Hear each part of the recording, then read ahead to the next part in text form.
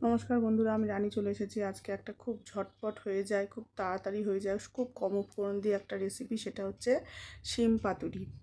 তো এই শিম পাতুরি এখন তো বাজারে খুব প্রচুর পরিমাণে শিম পাওয়া যাচ্ছে, শিম উঠছে বাজারে।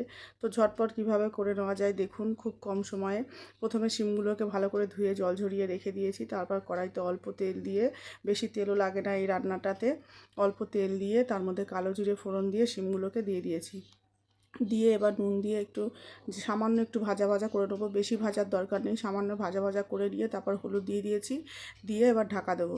এবার এই ঢাকা দিয়ে এটা সেদ্ধ হতে দেবো। এবার সেদ্ধ হচ্ছে যতক্ষণ, ততক্ষণ আমরা একটা মশলা করে নেবো, সেটা হচ্ছে সর্ষে পোস্ত বাটা। তো এই সর্ষে আপনারা কালো সাদা মিশিয়েও নিতে পারেন, শুধু সাদাও নিতে পারেন। তো সর্ষে পোস্ত আর কয়েকটা কাঁচা লঙ্কা একসাথে বেটে নিয়ে সেই বাটাটা এর মধ্যে দিয়ে দিতে হবে। দিয়ে এবার ভালো করে মিশিয়ে নিতে হবে, মিশিয়ে সামান্য পরিমাণ একটু জল দিতে হবে।